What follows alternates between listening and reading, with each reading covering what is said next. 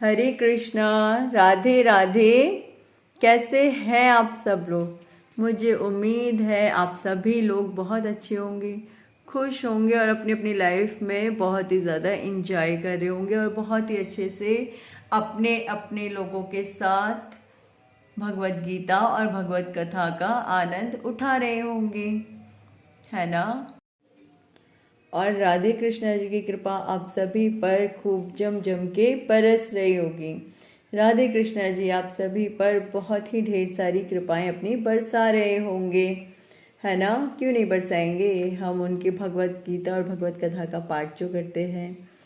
ठीक है, वीडियो को एंड तक ज़रूर देखिएगा और वीडियो को लाइक शेयर एंड सब्सक्राइब ज़रूर से कीजिएगा। ओके, तो प्रेम से बोलिए मेरे साथ आप सभी राधे राधे। प्रेम से बोलिए सभी मेरे साथ राधे राधे। बोलो बाके बिहारी लाल की जय। बोलो मोर मुकुट बंसी वाले की जय। जय जय श्री राधे। प्रेम से बोलिए मेरे साथ आप सभी राधे राधे। आज एकादशी का व्रत भी होगा सभी का। जिसने व्रत रखा है उसको बहुत ही ज़्यादा मुबारकबाद, और जिसने नहीं व्रत रखा है उनसे मेरा निवेदन है कि एकादशी का व्रत रखा करिए। एकादशी के व्रत से बढ़कर और कोई व्रत नहीं होता, तो कृपा कीजिए और एकादशी का व्रत ज़रूर रखिए। मैं ऐसे ही फोर्स नहीं करती हूँ एकादशी का व्रत करने के लिए। एकादशी के व्रत से अच्छा कुछ भी नहीं है, सच सच। ओके, और दूसरी बात, मैं अभी ज़रा वीडियोस नहीं कंटिन्यू कर पा रही हूँ। रीज़न बहुत बड़ा ये है कि इंटरनेट के तार डिस्कनेक्ट हो गए हैं।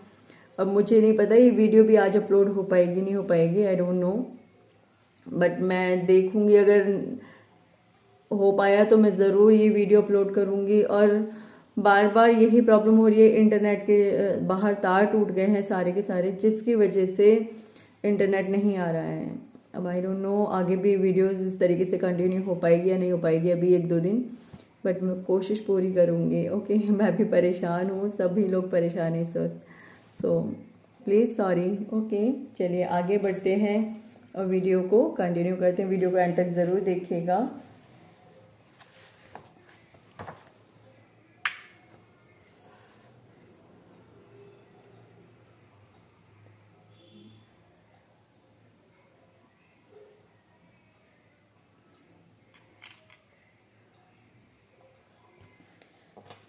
देखिए, मैं बार बार बोलती हूँ ना कि माला किया कीजिए, माला ज़रूर किया कीजिए।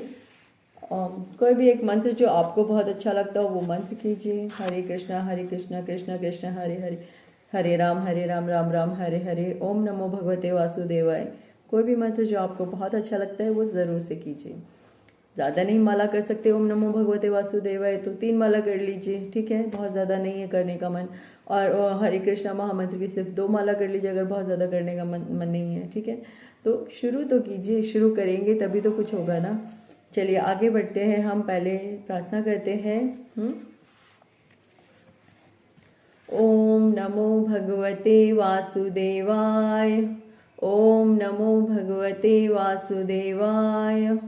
कृष्णं नारायणं वन्दे, कृष्णं वन्दे व्रजप्रियं, कृष्णं द्वैपायनं वन्दे, कृष्णं वन्दे प्रथासुतम्। बोलो बाके बिहारी लाल की जय। हाँ जी, अथ सप्तमो अध्याय। हाँ, लास्ट हमने उस वक्त 6ठे अध्याय पे रोक दिया था, विराम दिया था। अब आज है अथ सप्तमो अध्याय है, अश्वत्थामा द्वारा द्रौपदी के पुत्रों का मारा जाना, अर्जुन के द्वारा अश्वत्थामा का मान मर्दन। अब यहाँ पर शुरू हो चुकी है कथा, ठीक है? तो अश्वत्थामा द्वारा द्रौपदी के पुत्रों का मारा जाना बिल्कुल लास्ट से शुरू हुई है। यहाँ महाभारत की थोड़े ना बात हो रही है, यहाँ तो भगवान जी की बात चलेंगी आगे। तो भगवान जी ने कैसे कैसे क्या क्या किया उन सारी चीज़ों का वर्णन है यहाँ पे। जब अश्वत्थामा ने द्रौपदी के 6 पुत्रों को मार दिया था और अर्जुन के द्वारा जब अश्वत्थामा का मान मर्दन हुआ था, मतलब उसके मान की हानि की गई थी, तो वही सारी बातें यहाँ चर्चा होंगी, यहाँ डिटेल में बताई जाएंगी, ठीक है? श्री शौनक जी ने पूछा, सूत जी, सर्वज्ञ एवं सर्वशक्तिमान व्यास भगवान ने नारद जी का अभिप्राय सुन लिया। फिर उनके चले जाने पर उन्होंने क्या किया? श्री सूत जी ने कहा, ब्रह्म नदी सरस्वती के पश्चिम तट पर शम्या प्रास नाम का एक आश्रम है। शम्या प्रास नाम का एक आश्रम है, वहाँ ऋषियों के यज्ञ चलते ही रहते हैं। वहीं व्यास जी का अपना आश्रम है, उसके चारों ओर बेर का सुंदर वन है। उस आश्रम में बैठकर उन्होंने आचमन किया और स्वयं अपने मन को समाहित किया। उन्होंने भक्ति योग के द्वारा अपने मन को पूर्णतया एकाग्र और निर्मल करके आदि पुरुष परमात्मा और उनके आश्रय से रहने वाली माया को देखा। इसी माया से मोहित होकर यह जीव तीनों गुणों से अतीत होने पर भी अपने को त्रिगुणात्मक मान लेता है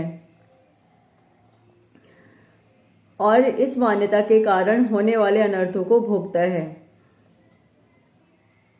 देखिए, होता क्या है कि मैंने पहले भी बताया था, एक बार फिर से रीडिंग थोड़ी सी मैं करती हूँ। उन्होंने भक्ति योग के द्वारा अपने मन को पूर्णतया एकाग्र और निर्मल करके आदि पुरुष परमात्मा उनके आश्रय से रहने वाली माया को देखा। इसी माया से मोहित होकर यह जीव तीनों गुणों से अतीत होने पर भी अपने आप को त्रिगुणात्मक मान लेता है। मतलब कहने का ये है कि हमारा क्या है, हम लोग भगवान जी की माया को तो पहले जान लेते हैं कि हाँ भाई ये सब चीज़ भगवान जी कर रहे हैं, इस तरीके से विष्णु भगवान कर रहे हैं, बिहारी जी कर रहे हैं, कृष्णा जी कर रहे हैं। तो और फिर उसके बाद हम उसी माया से मोहित होकर के अपने आप को त्रिगुणात्मक मानना शुरू कर देते हैं, यानी अहम ब्रह्मास्मि ये कहना शुरू कर देते हैं। ठीक है, जबकि ऐसा कुछ नहीं होता। हम सिर्फ एक आत्मा है जिसे हाँ अपने सारे प्रोसेस को कंप्लीट करके भगवान जी को प्राप्त करना है, भगवान जी तक पहुंचना है, ये हमारा वर्क है। लेकिन ये हमारा नहीं है वर्क कि हम अपने आप को ही भगवान कहना शुरू कर दें। लेकिन इंसान क्या करता है, जब वो थोड़ा भी ऊपर उठना लगता है ना आध्यात्मिकता में, तो वो खुद को भगवान मानना शुरू कर देता है, जो कि बिल्कुल गलत है। ठीक है, आगे बढ़ते हैं। और इस मान्यता के कारण होने वाले अनर्थों को भोगता है और अनर्थ भी होते हैं। फिर इसी के कारण इन अनर्थों की शांति का साक्षात साधन है केवल भगवान की भक्ति भक्ति का योग करना। परंतु संसार के लोग इस बात को नहीं जानते। अब आप कहोगे भक्ति योग कैसे किया जाए? देखिए, जो पूजा होती है, अब एक बार बताइए, जो हम पूजा करते हैं, ध्यान लगाना क्या होता है? ध्यान लगाना क्या होता है? हम जब पूजा करते हैं तब हम क्या करते हैं? ऑफ कोर्स हम ध्यान ही तो लगाते हैं ना। उस वक्त भी हम क्या करते हैं? ध्यान लगाते हैं। जब हम पूजा करते वक्त पूरे ध्यान लगा करके भगवान को याद करते हैं तो उस वक्त भी तो ईश्वर हमसे प्रसन्न होते हैं ना। ध्यान किसका आता है? ध्यान क्या फालतू चीज़ों का आता है या ईश्वर का आता है? ऑफ कोर्स ईश्वर का आना चाहिए ना, तभी तो ध्यान हुआ, तभी तो पूजा सफल हुई हमारी। आप ढेर सारी विधियां लेके बैठ गए लेकिन ध्यान कहीं और था। उन विधियों का भी क्या मतलब वो रह गया, क्या मान रह गया उन विधियों का, जब आप उन विधियों को करके भी ध्यान आपका कहीं और ही भटक रहा था, किसी और माया के चक्कर में पड़ा हुआ था, तो उन विधियों का भी क्या मान रह गया? कोई मान नहीं रह गया। तो मान तो तब होगा ना हर विधि का जब आपका ध्यान ईश्वर में प्रॉपर होगा, जिस वक्त आप पूजा करने बैठे हो उस वक्त। ठीक है, आप पता चला आप कर तो अभी भगवान जी का जाप रहे हो, बोल तो भगवान जी के लिए रहे हो, लेकिन ध्यान कहीं और ही। अरे यार, उसने ऐसे किया था, वो लड़की देखी थी मैंने, बड़ी सुंदर थी, वो लड़का देखा था मैंने, बड़ा सुंदर था। ध्यान यहाँ चल रहा है, बातें यहाँ चल रही हैं, तो भगवान जी क्या कहेंगे? भगवान जी कहेंगे अरे भाई कर क्या रहा है तू विधि में मत कर, तू कुछ मत कर, लेकिन ध्यान जो पूजा कर रहा है जिस वक्त, उस वक्त तो ध्यान मेरे में रख ले। भगवान जी तो इतना ही चाहते हैं आपसे। ठीक है, आगे बढ़ते हैं।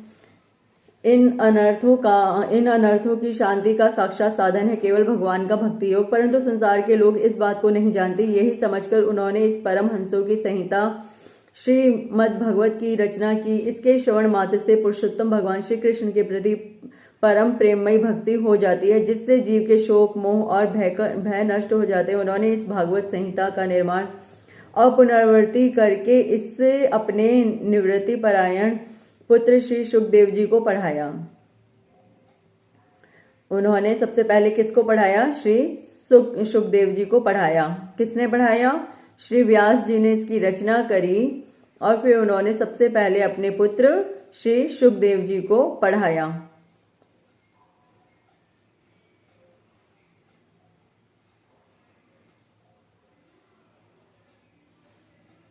ठीक है, आगे बढ़ते हैं।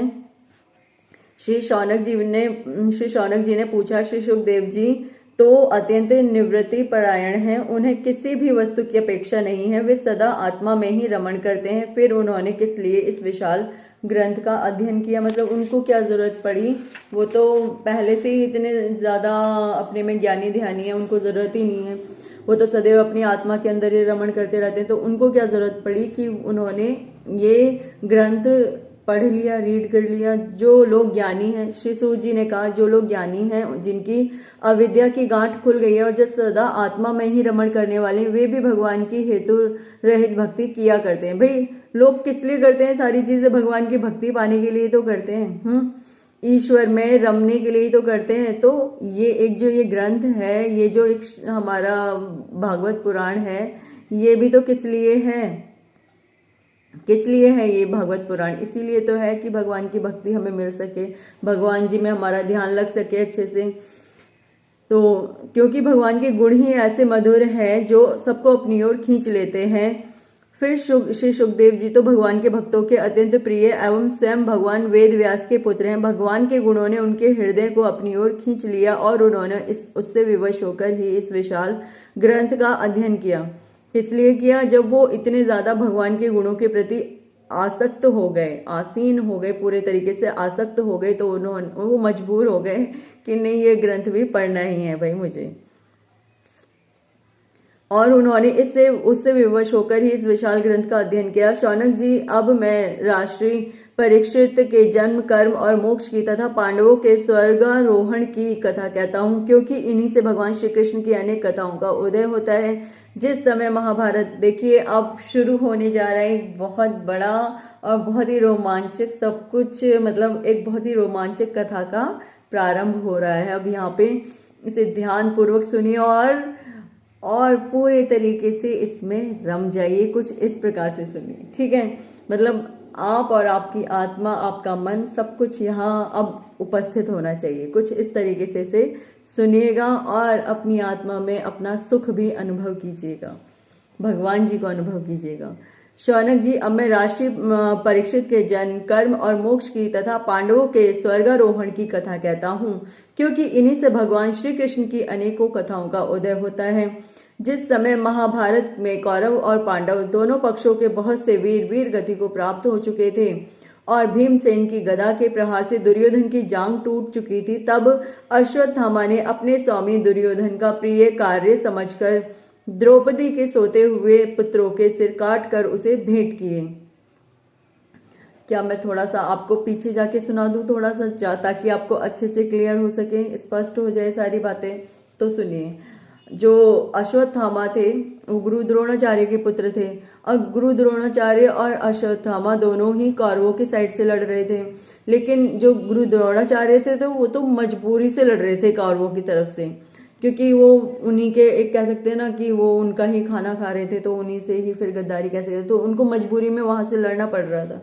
लेकिन जो अश्वत्थामा था वो दुर्योधन के जो मेन मित्रों में से थे ना, वो एक थे अश्वत्थामा। तो उनको ये लगा कि मेरे मित्र दुर्योधन के साथ बहुत ही बुरा हुआ है और अब मैं उसका बदला लूंगा, तो वो बदले की ही बात यहाँ पर आगे बताई गई है, ठीक है? अब सुनिए। तब अश्वत्थामा ने अपने स्वामी दुर्योधन का प्रिय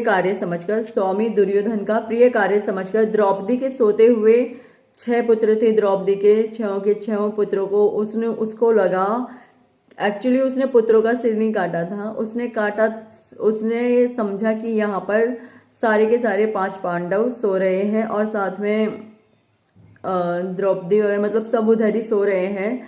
तो उसको क्या लगा कि ये सारे के सारे पांडव हैं, मैं इनके सर काट दूंगा तो यही किस्सा खत्म हो जाएगा। तो वो यही सोच करके वहाँ गया शिविर के अंदर, कि उसको तो लगा मैं पांडवों का सिर काट रहा हूं, लेकिन उसने द्रौपदी के 6 पुत्रों का सिर काट दिया था, ठीक है? लेकिन जब उसे जैसे ही पता चला तो अब क्या हो सकता था, फिर वो वापस मारने के लिए दौड़ा था। आगे पढ़ते हैं। तब अश्वत्थामा ने अपने स्वामी दुर्योधन का प्रिय कार्य समझकर द्रौपदी के सोते हुए पुत्रों का सिर काटकर उसे भेंट की। यह दुर्घटना दुर्योधन को भी अप्रिय ही लगी, क्योंकि ऐसे नीच कर्म की सभी निंदा करते हैं। उन बालकों की माता द्रौपदी अपने पुत्रों का निधन सुनकर अत्यंत दुखी हो गई।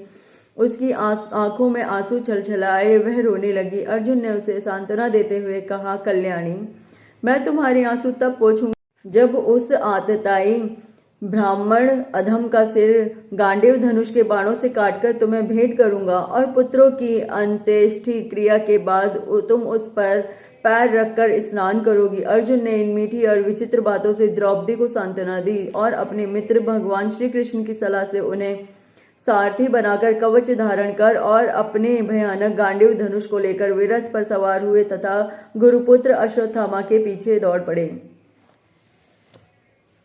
बच्चों की हत्या से अश्वत्थामा का भी मन उद्विग्न हो गया था। जब उसने दूर से ही देखा कि अर्जुन मेरी ओर झपटे हुए आ रहे हैं, तब वह अपने प्राणों की रक्षा के लिए पृथ्वी पर जहां तक भाग सकता था वहां भागा। रुद्र से भयभीत सूर्य की भांति भागता रहा।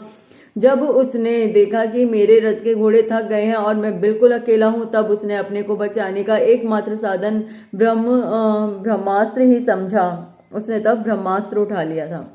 यद्यपि उसे ब्रह्मास्त्र को लौटाने की विधि मालूम न थी, पर फिर भी प्राण संकट देखकर उसने आचमन किया और ध्यानस्थ होकर ब्रह्मास्त्र का संधान किया। उस अस्त्र से जब दिशाओं में एक बड़ा प्रचंड तेज फैल गया, अर्जुन ने देखा कि अब तो मेरे प्राणों पर ही आ बनी है। तब उन्होंने श्री कृष्ण से प्रार्थना की। अर्जुन ने कहा, श्री कृष्ण, तुम सच्चिदानंद स्वरूप परमात्मा हो, तुम्हारी शक्ति अनंत है, तुम ही भक्तों को अभय देने वाले हो। जो संसार की धधकती हुई आग में जल रहे हैं, उन जीवों को उससे उबारने वाले एकमात्र तुम ही हो। तुम प्रकृति से परे रहने वाले आदि पुरुष साक्षात परमेश्वर हो। तुम अपनी चित्त शक्ति स्वरूप शक्ति से बहिरंग एवं त्रिगुणमयी माया को दूर भगाकर अपने अद्वितीय स्वरूप में स्थित हो। वही तुम अपने प्रभाव से माया मोही जीवों के लिए धर्म आदि रूप कल्याण का विधान करते हो। तुम्हारा यह अवतार पृथ्वी का भार हरण करने के लिए और तुम्हारे अनन्य प्रेमी भक्तजनों के निरंतर स्मरण ध्यान करने के लिए है। स्वयं प्रकाश स्वरूप श्री कृष्ण यह भयंकर तेज सब ओर से मेरी ओर आ रहा है। यह क्या है, क्या कहाँ से क्यों आ रहा है, इसका मुझे बिल्कुल पता नहीं है। भगवान ने कहा, अर्जुन, यह अश्वत्थामा का चलाया हुआ ब्रह्मास्त्र है। यह बात समझ लो कि प्राण संकट उपस्थित होने से उसने इसका प्रयोग तो कर दिया है, परंतु वह इस अस्त्र को लौटाना नहीं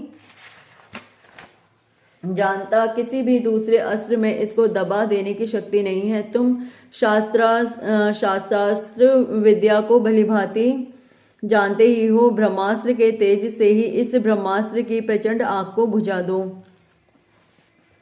सूत जी कहते हैं, अर्जुन विपक्षी वीरों को मारने में बड़े प्रवीण थे। भगवान की बात सुनकर उन्होंने आचमन किया और भगवान की परिक्रमा करके ब्रह्मास्त्र के निवारण के लिए ब्रह्मास्त्र का ही संधान किया। बाणों से विशिष्ट उन दोनों ब्रह्मास्त्रों के तेज प्रलयकालीन सूर्य एवं अग्नि के समान आपस में टकराकर सारे आकाश और दिशाओं में फैल गए और बढ़ने लगे। तीनों लोगों को जलाने वाली उन दोनों अस्त्रों की बढ़ी हुई लपटों से प्रजा जलने लगी और उसे देखकर सबने यही समझा कि यह प्रलय काल की सांवर्तक अग्नि है। उस आग से राजा का और लोगों का नाश होते देखकर भगवान की अनुमति से अर्जुन ने उन दोनों को ही लौटा दिया। अर्जुन की आंखें क्रोध से लाल लाल हो रही थी। उन्होंने झपट कर उस क्रूर अश्वत्थामा को पकड़ लिया और जैसे कोई रस्सी से पशु को बांध ले वैसे ही बांध लिया। अश्वत्थामा को बलपूर्वक बांधकर अर्जुन ने जब शिविर की ओर ले जाना चाहा, तब उनसे कमलनयन भगवान श्री कृष्ण ने कुपित होकर कहा, अर्जुन, इस ब्राह्मण अधम को छोड़ना ठीक नहीं है। इसको तो मार ही डालो। इसने रात में सोए हुए निरपराध बालकों की हत्या की है। धर्मवेता पुरुष, असावधान मत वाले पागल, सोए हुए बालक, स्त्री, विवेक ज्ञान शून्य, शरणागत, रथहीन और भयभीत शत्रु को कभी नहीं मारते। किसके शत्रु को कभी नहीं मारते? धर्मवेता पुरुष, असावधान मत वाले, पागल, सोए हुए बालक, स्त्री, सोए हुए को, बालक को, स्त्री को, विवेक ज्ञान शून्य को, शरणागति को, रथहीन को और भयभीत शत्रु को कभी नहीं मारते, परंतु जो दुष्ट और क्रूर पुरुष दूसरों को मारकर अपने प्राणों का पोषण करता है उसका तो वध ही उसके लिए कल्याणकारी है, क्योंकि वैसी ही आदत को लेकर यदि वह जीता है तो और भी पाप करता है, उन पापों के कारण नरकगामी होता है। फिर मेरे सामने ही तुमने द्रौपदी से प्रतिज्ञा की थी कि मानवती, जिसने तुम्हारे पुत्रों का वध किया है उसका सिर मैं उतार लाऊंगा। पापी कुलंगार आतताई ने तुम्हारे पुत्रों का वध किया है और अपने स्वामी दुर्योधन को भी दुख पहुंचाया है। एक्चुअली ऐसा करके दुर्योधन भी दुखी हुआ था कि उसने बच्चों को मार दिया, तो ऐसा देख करके दुर्योधन भी बहुत दुखी हुआ था। ठीक है, इसलिए अर्जुन इसे मार ही डालो। भगवान श्री कृष्ण ने अर्जुन के धर्म की परीक्षा लेने के लिए इस प्रकार प्रेरणा की, परंतु अर्जुन का हृदय महान था। यद्यपि अश्वत्थामा ने उनके पुत्रों की हत्या भी की थी, फिर भी अर्जुन के मन में गुरुपुत्र को मारने की इच्छा नहीं हुई, क्योंकि अश्वत्थामा से अर्जुन जुड़े हुए थे हृदय रूप से, एक गुरु भाई के उससे जुड़े हुए थे कि ये हमारे गुरु के पुत्र हैं। ठीक है, इसके बाद अपने मित्र और सारथी श्री कृष्ण के साथ वे अपने युद्ध शिविर में पहुंचे। वहां अपने मृत पुत्रों के लिए शोक करते हुए द्रौपदी को उसे सौंप दिया। द्रौपदी ने देखा कि अश्वत्थामा पशु की तरह बांध लिया गया है। निंदित कर्म करने के कारण उसका मुख नीचे की ओर झुका हुआ है। अपना अनिष्ट करने वाले गुरुपुत्र अश्वत्थामा को इस प्रकार अपमानित देखकर द्रौपदी का कोमल हृदय कृपा से भर आया और उसने अश्वत्थामा को नमस्कार किया। गुरुपुत्र का इस प्रकार बांध कर लाया जाना सती द्रौपदी को सहन नहीं हुआ। उसने कहा, छोड़ दो इन्हें, छोड़ दो, ये ब्राह्मण हैं, हम लोगों के अत्यंत पूजनीय हैं। ब्राह्मण अपने आप में बहुत पूजनीय माने जाते हैं, इसलिए मैं बार बार ब्राह्मणों से अनुरोध करती हूँ कि आप अपने धर्म और इस समाज की रक्षा कीजिए। एक ब्राह्मण ही होते हैं जो धर्म और समाज की रक्षा करते हैं, क्योंकि वो जब जो धर्म आगे बढ़ाते हैं वही संसार में जब आगे फैलता है तो धर्म और समाज में गलत विचारों की अपने आप क्षति हो जाती है और धर्म अपने में ऊपर बढ़ता है। ठीक है, आगे बढ़ते हैं। द्रौपदी बोलती हैं, इन्हें छोड़ दो, हे ब्राह्मण, ये ब्राह्मण हैं, हम लोगों के अत्यंत पूजनीय हैं, जिनकी कृपा से आपने रहस्य के साथ सारे धनुर्वेद और प्रयोग तथा उपसंहार के साथ संपूर्ण शस्त्रास्त्रों का ज्ञान प्राप्त किया है। वे आपके आचार्य द्रोण के ही पुत्र के रूप में आपके सामने खड़े हैं। उनकी अर्धांगिनी कृपी अपने वीर पुत्र की ममता से ही अपने पति का अनुगमन नहीं कर सकी। वे अभी जीवित हैं। महाभाग्यवान आर्यपुत्र, आप तो बड़े धर्मज्ञ हैं। जिस गुरुवंश की नित्य पूजा और वंदना करनी चाहिए उसी को व्यथा पहुंचाना आपके योग्य कार्य नहीं है। जैसे आप अपने बच्चों के मर जाने से मैं दुखी होकर रो रही हूँ और मेरी आंख से बार बार आंसू निकल रहे हैं, वैसे ही इनकी माता पतिव्रता गोमती न रोएं। जो उच्च श्रृंखल राजा अपने कुकृत्यों से ब्राह्मण कुल को कुपित कर देते हैं, वह कुपित ब्राह्मण कुल उन राजाओं को सपरिवार शोक अग्नि में डालकर शीघ्र ही भस्म कर देता है।